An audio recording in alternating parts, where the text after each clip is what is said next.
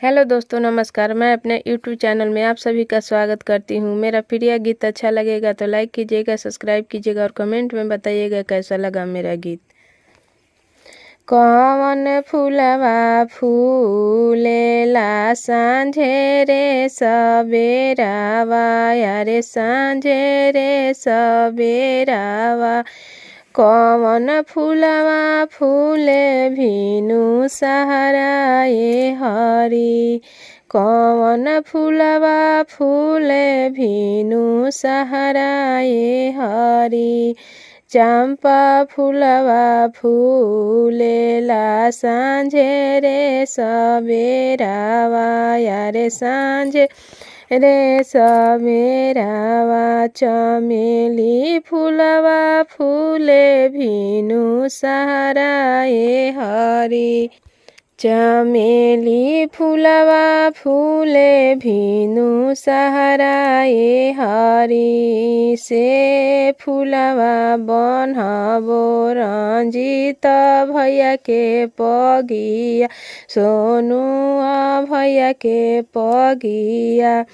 गमकत जाई है कचहरिया ये हरी। गमकती जाई है कचहरिया ये हरी।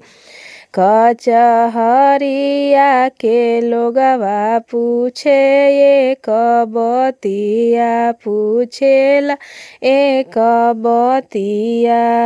के ई तोहरो पगिया संवरले ये हरी। के ई तोहरो पगिया संवरले ये हरी। हमारो जे बहिनी नीतुआ बहिनी बारी। नीतुआ बहिनी बारी। उहे बहिनी पगिया संवरली ये हरी। उहे बहिनी पगिया संवरली ये हरी। कौन फूलवा फूलेला सांझे रे सबेरावा, यारे सांझे रे सबेरावा। कौन फूलवा फूले भीनु सहारा ये हरी।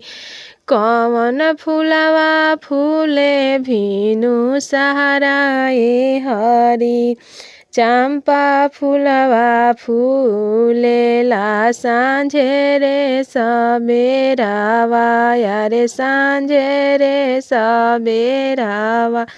चमेली फूलवा फूले भीनु सहारा ये हरी। चमेली फूलवा फूले भीनु सहारा ये हरी। से फूलवा बनहबो चुनुआ भैया के पगिया, मनुआ भैया के पगिया, धनुआ भैया के पगिया। गमकत जाई है कवलेजिया ये हरी। गमकती जाई है कवलेजिया ये हरी। कवलेजिया के मास्टर पूछे एक बतिया, यारे पूछे एक बतिया। के तोहरो पगिया संवरले ये हरी। के तोहरो पगिया संवरले ये हरी। हमारो जे बहिनी नीतुआ बहिनी बारी।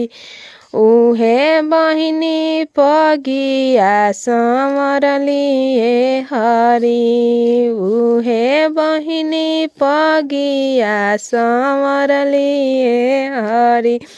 कौन फूलवा फूलेला सांझे रे सबेरावा, अरे सांझे रे सबेरावा।